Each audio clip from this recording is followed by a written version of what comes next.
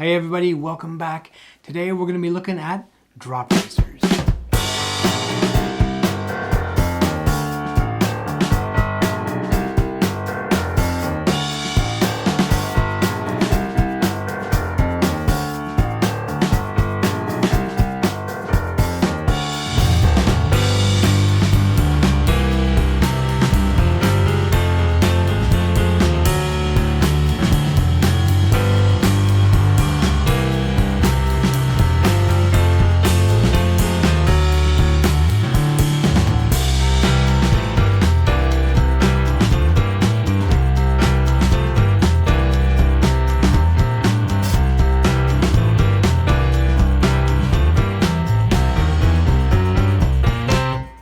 So welcome back.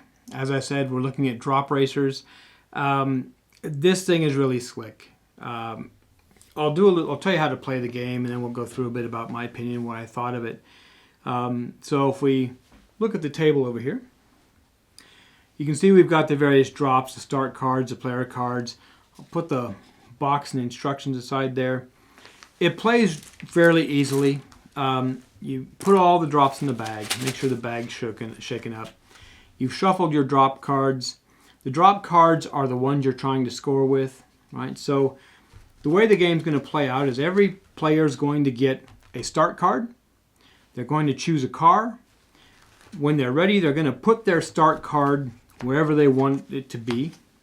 And once you've placed your card, it has to stay in that position. Then you choose the car you want. They don't necessarily have to match. And you'll get ready. You'll shuffle up the cards. You'll deal each player 3 of the drop cards, and that's secret. And then you'll put the deck aside, and you'll be able to flip one of those over. And that kind of becomes the community card that people can go for.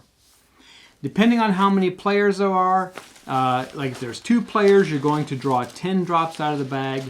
If there are 3 players, it's 13. If there are 4 players, it's 15 out of the bag.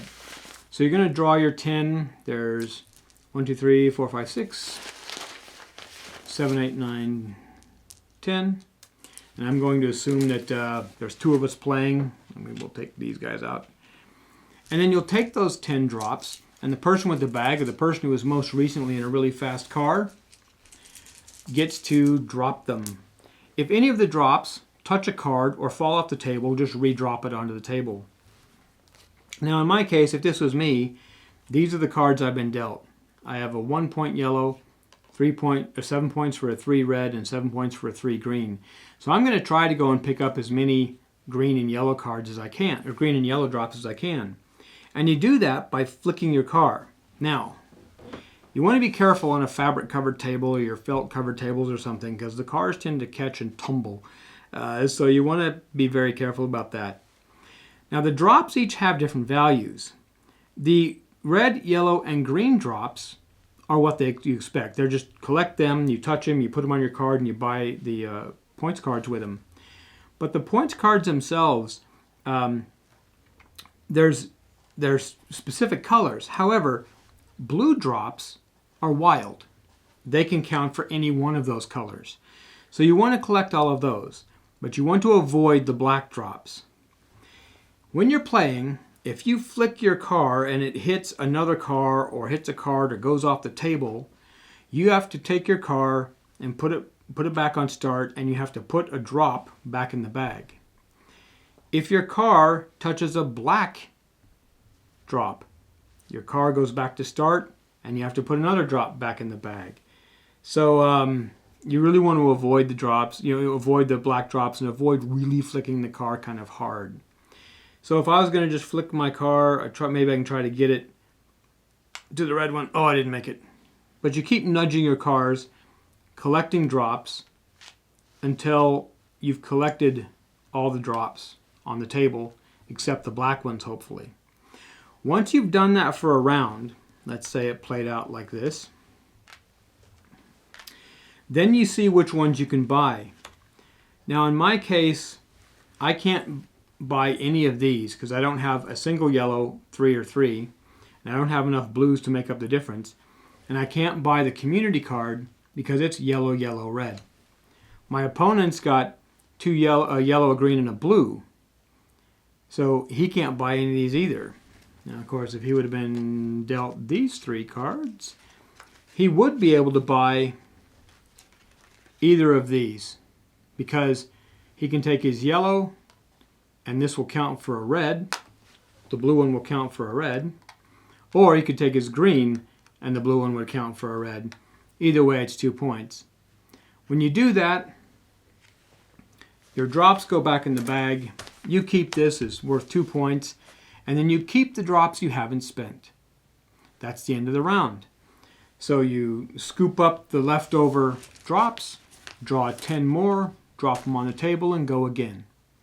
The first person to 15 points of purchased cards will end the game. And then you add up your points, and whoever has the highest score wins. Because it is possible that the first person to 15 might not win, although that doesn't happen too often. The game's simple, plays in under 20 minutes. It's nice, it's fast, great for kids, nice little dexterity game, and the cards are cool. The cars, I really like the little cars.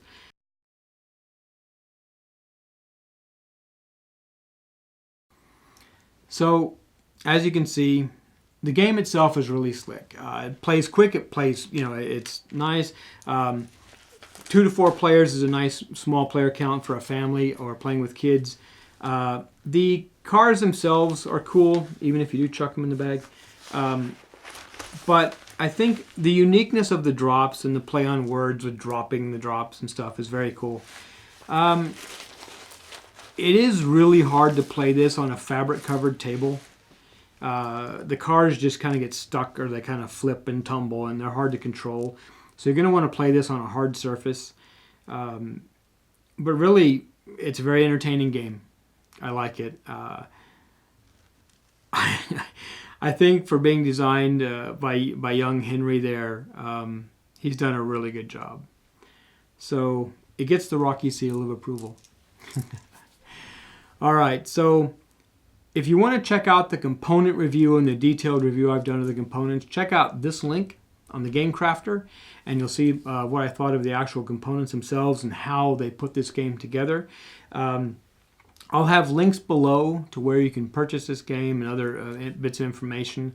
I think Henry's also done another one called Drop Racer Battles that's available on the Game Crafter you might want to check out. Please click that subscribe button. Hit that bell icon if you want to be notified the next time we do a game review on a nice indie game that you may not have heard of before. And we'll let you know. And as always, I'm Rocky for Cravon Studios. Make awesome things.